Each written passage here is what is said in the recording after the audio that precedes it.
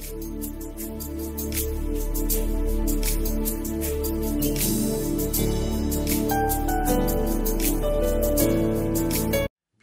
à notre nouvelle émission qui s'intitule « Comprendre pour mieux avancer ». Cette émission a pour but de vous aider à comprendre des choses, des points que peut-être vous n'arrivez peut-être pas à comprendre actuellement. Dans cette émission, nous allons voir aujourd'hui comment plaire à Dieu. C'est vrai, beaucoup de personnes se posent la question, comment plaire à Dieu? Mais c'est une chose assez facile de pouvoir plaire à Dieu. C'est simplement, nous ne prenons peut-être pas les bonnes informations ou nous n'écoutons peut-être pas les bonnes choses pour pouvoir plaire à Dieu. Dieu a créé l'infiniment petit comme l'infiniment grand. Amen. L'infiniment grand et l'infiniment petit sont des choses que Dieu lui-même a créées. Elles ont leur utilité. Toutes ces choses ont leur utilité. L'infiniment grand comme l'infiniment petit a son utilité. Pardonnez-moi. L'infiniment petit, c'est tout ce que nous ne pouvons pas voir, mais qui est bien présent autour de nous. L'infiniment grand, c'est tout ce que nous pouvons voir, qui est tout autour de nous. C'est des choses à pouvoir prendre en considération. Et tout cela, Dieu a créé. Dieu a mis chaque chose à sa place. Chaque chose de l'infiniment petit a une utilité pour l'infiniment grand. Toute chose de l'infiniment grand a son utilité pour l'infiniment petit. En tant que chrétiens, parfois, nous ignorons certaines de ces choses. Et nous ignorons, par de fait, certaines choses qui sont très utiles dans la parole de Dieu pour nous aider à comprendre, pour mieux avancer. Ces choses ont leur importance, comme l'infiniment petit a son importance pour l'infiniment grand. Comme le fait de ne pas savoir comment plaire à Dieu. C'est très utile, les petits détails pour plaire à Dieu. L'infiniment petit a son importance pour l'infiniment grand. Comme les divers détails, petits ou grands, pour pouvoir plaire à Dieu, ont leur importance. Parce que le chrétien actuel est devenu trop matérialiste. Oui, le chrétien actuel est devenu trop matérialiste. C'est pour ça qu'il ne sait pas comment plaire à Dieu. Il ne sait pas comment pouvoir lui plaire en prenant appui sur la parole de Dieu. C'est très important de comprendre cela. Le chrétien doit s'appuyer sur la parole de Dieu, qui peut ou qui semble être quelque chose qui peut parfois être inutile ou pas important, mais ces détails, ces versets que nous lisons ont une importance, pardonnez-moi, ont une importance dans notre vie spirituelle. Comme l'infiniment petit a une importance pour l'infiniment grand. Aujourd'hui, le chrétien de ce siècle a beaucoup de choses dans son cœur qui l'emmènent à désirer le matériel. Ce qui nous sépare complètement du chrétien des Actes des Apôtres, qui eux n'étaient pas attirés par le matériel, mais par le fait d'être dans la voie. La voie, qu'est-ce que c'était?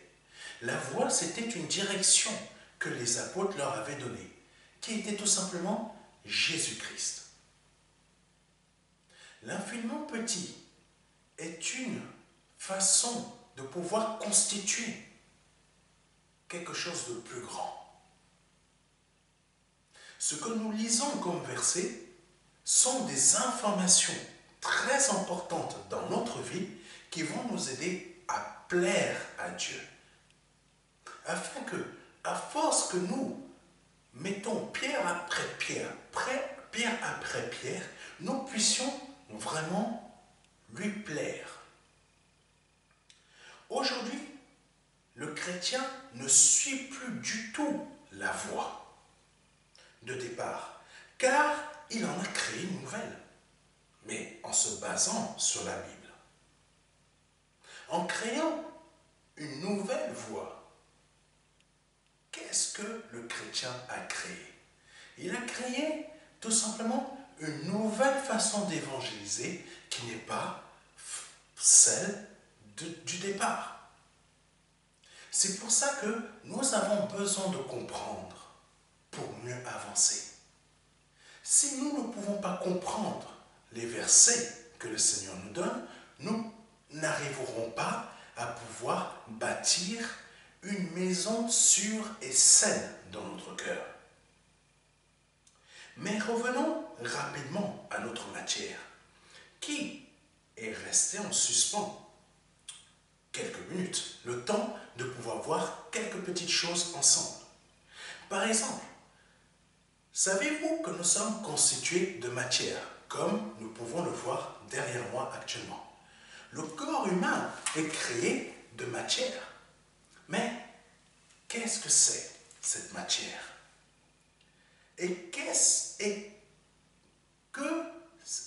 Mais surtout aussi, savez-vous que cette matière est constituée d'atomes? Vous comme moi, nous sommes constitués d'atomes. Mais qu'est-ce que l'atome est réellement? L'atome, c'est l'infiniment petit pour constituer l'infiniment grand. Par exemple, vous. Ces atomes, quand vous regardez votre main, vous ne pouvez pas percevoir les atomes. Mais vous êtes constitué d'atomes. Comme pour plaire à Dieu, il faut mettre en pratique ce que nous voyons dans sa parole.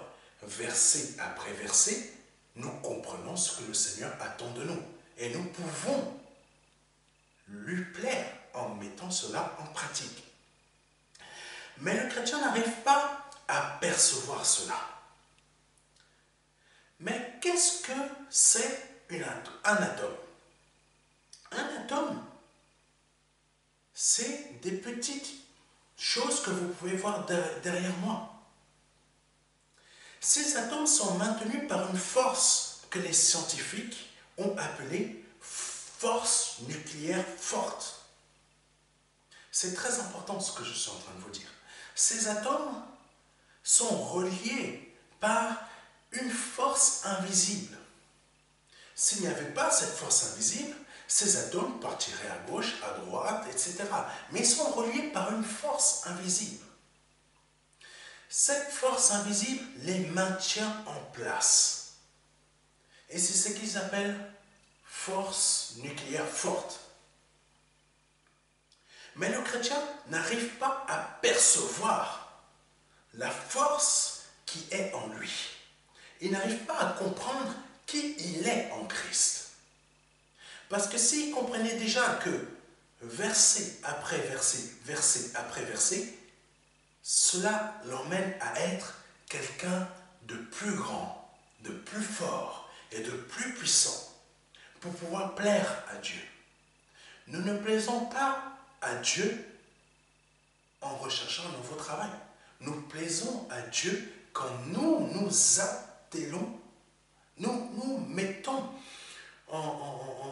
comme étant un élève afin d'apprendre de son maître.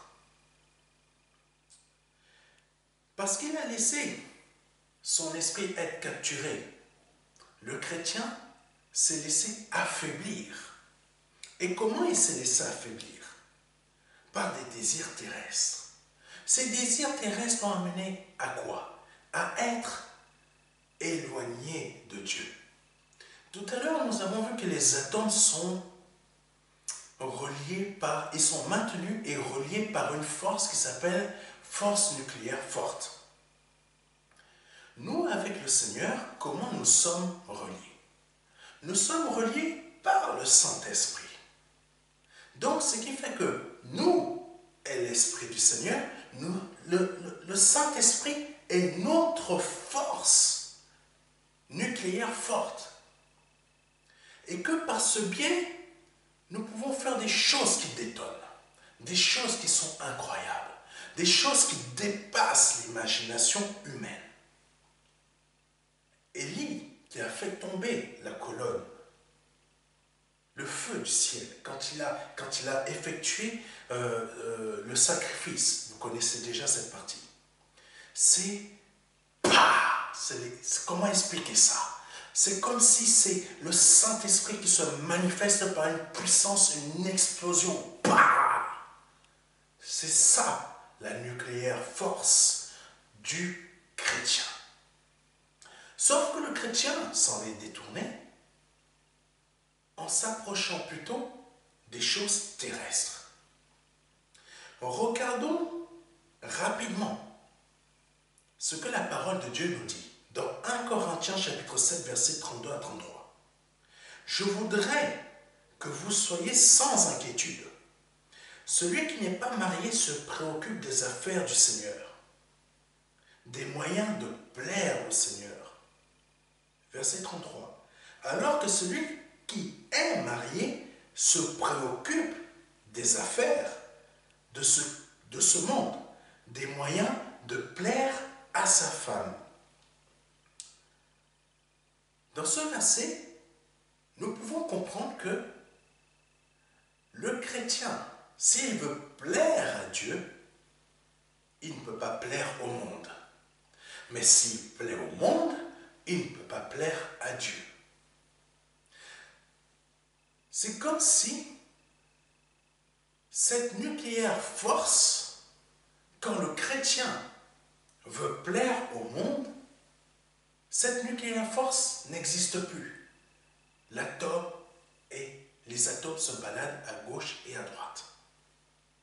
Mais par contre, celui qui veut plaire au Seigneur, qui veut s'attacher au Seigneur, mais qui ne veut pas plaire au monde, il y a une force invisible qui le maintient au Seigneur Jésus-Christ. Cette force invisible qui s'appelle force nucléaire forte, s'appelle la parole de Dieu, l'Esprit Saint, la parole de vie. Nous devenons esprit et vie. Ça veut dire que cette force que nous avons en nous emmène à faire des détonations. Des détonations. Partout, des détonations. Des choses incroyables que les hommes n'ont plus vues depuis fort longtemps. Mais pour pouvoir en arriver là, il faut prendre conscience que nous devons plaire à Dieu. Sans le savoir, le chrétien se préoccupe des affaires de ce monde en recherchant des biens matériels. Que sont ces biens matériels? Je vous donne un exemple. Vous ne pouvez plus emprunter à la hauteur de ce que vous aviez prévu. Et cela crée en vous des inquiétudes. Cela crée dans votre cœur des inquiétudes. Parce que vous aviez prévu d'acheter une très grande maison ou de faire construire une très grande maison. Mais au final, avec toute la conjoncture actuelle due à divers problèmes qui peuvent se passer à gauche et à droite, vous ne pouvez plus emprunter à la même hauteur que vous aviez décidé. Et cela vous emmène à être inquiet. Si ce n'est pas un prêt immobilier, ça peut être la perte de votre travail. Si ce n'est pas la perte de votre travail, ça peut être un autre problème. Mais ce que je veux dire, tous ces problèmes qui sont terrestres sont des choses qui vous emmènent à l'inquiétude. Ce sont des choses terrestres. Et c'est de cela dont l'apôtre Paul parlait. Nous voulons plaire au monde en nous occupant des choses terrestres. Mais nous oublions que nous sommes réellement esprit et vie, enfants de Dieu, pour s'occuper des affaires du Seigneur, afin de le plaire. Si le chrétien s'applique à rechercher des choses matérielles, ce n'est pas pour plaire à Dieu, mais pour plaire aux diverses ou aux divers désirs qui sont dans son cœur. Et surtout aussi pour plaire au monde. Parce que si on revient à notre histoire d'emprunt bancaire, vous allez régler votre problème pour votre propre désir personnel, mais aussi cela va faire plaisir à votre banquier. Donc, vous vous efforcez de plaire au monde, mais de ne pas plaire à Dieu. Pour plaire à Dieu, c'est un autre niveau. Ce n'est pas le niveau du chrétien d'aujourd'hui qui veut plaire au monde parce qu'il est rempli d'inquiétude, parce qu'il est rempli de désirs matériels. Il est devenu matérialiste, le chrétien de ce siècle. Le chrétien des Actes des Apôtres n'était pas matérialiste, il suivait la voie. Cet autre niveau dont je vous parle nous emmène à ne pas être à la recherche des choses terrestres afin d'être dans l'inquiétude. Car c'est à cause de cette inquiétude que le chrétien se bloque lui-même dans les choses ou dans les affaires du Seigneur. Ce qui fait qu'il ne peut pas plaire à Dieu. En agissant ainsi, il ne peut pas plaire à Dieu. Il n'y a plus cette force, il n'y a pas cette force nucléaire forte, le Saint-Esprit, dont nous avons besoin pour pouvoir faire des détonations. Il n'y a pas cette relation. Nous pouvons faire diverses émissions pour vous montrer comment déclarer, comment prier, comment nommer les choses. Mais tant que le chrétien ou que nous-mêmes, nous ne comprenons pas que c'est parce que nous voulons plaire au monde, en recherchant les mêmes désirs que lui. Je veux le dernier iPhone. Je veux le dernier téléviseur. J'aime m'occuper de mes voitures. Je suis passionné de voitures.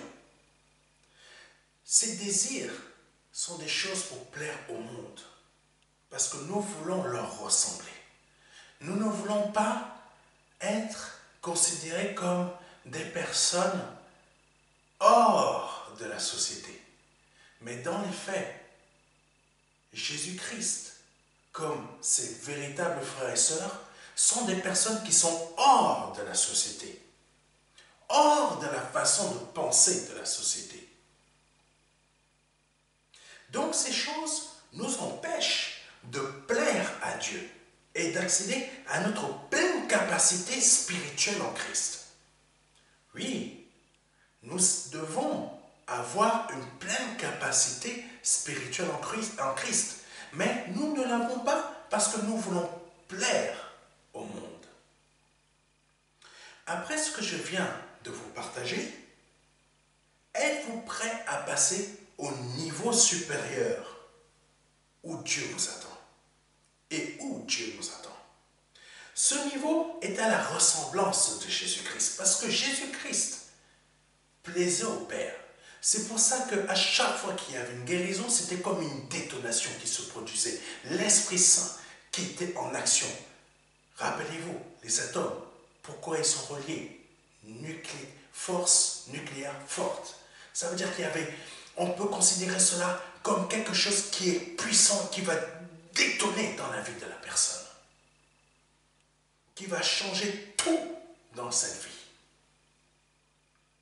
Ce niveau est à la ressemblance de Jésus-Christ, qui lui ne s'est pas intéressé une seule fois aux choses terrestres.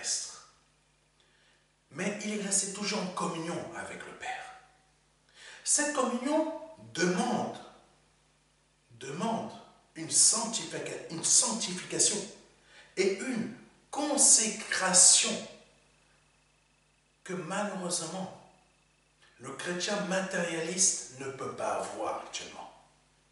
Pour avoir cette consécration, il faut se délester comme un bateau des poids lourds pour pouvoir aller beaucoup plus vite. Les désirs matériels sont un poids lourd dans ce bateau qui empêche d'aller beaucoup plus vite. On va beaucoup plus lentement. Et même, nous perdons du temps en ayant ces types de désirs dans notre cœur. C'est en vous délestant de tous ces désirs matériels pour plaire au monde et en vous accrochant à la parole de Dieu, verset après verset, verset après verset, et la mettre en pratique, que vous allez plaire à Dieu. Et en plaisant à Dieu, vous allez créer une chose. Une chose va se créer dans votre vie, comme nous avons vu tout à l'heure derrière. La matière est constituée d'atomes. Et ces atomes sont reliés par une force nucléaire forte. Et c'est de ça que le Saint-Esprit va vous faire comprendre aujourd'hui. Qu'il y ait une relation entre vous et le Seigneur, reliée par le Saint-Esprit, qui va créer en vous cette détonation dont vous avez besoin. Mais pour cela, vous devez vous délester du désir matériel de ce monde, afin de plaire à Dieu et de ne plus plaire au monde. Nous sommes arrivés à la fin de notre émission. J'espère qu'elle vous a aidé à comprendre beaucoup de choses dans le domaine spirituel. Nous verrons un prochain thème dans quelques temps, par la grâce de Dieu. Que Dieu vous bénisse, c'était le pasteur Serge.